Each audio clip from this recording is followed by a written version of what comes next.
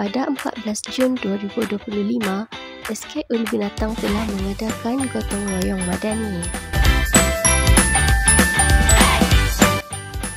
Gotong royong ini melibatkan semua staf SK Ulu Binatang dan ibu bapa murid.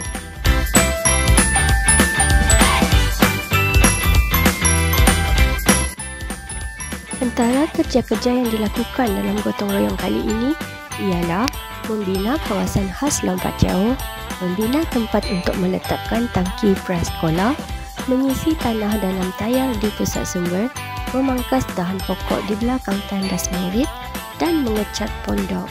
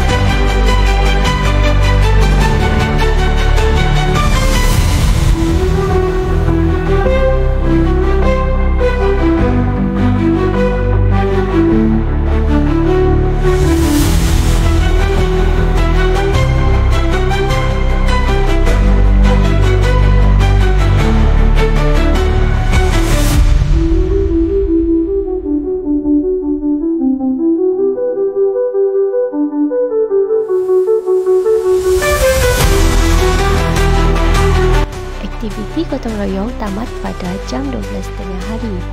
Sebelum bersurai, semua staf dan ibu bapa menikmati jamuan di dewan sekolah. Terima kasih diucapkan kepada semua yang terlibat menjayakan gotong royong madani pada kali ini.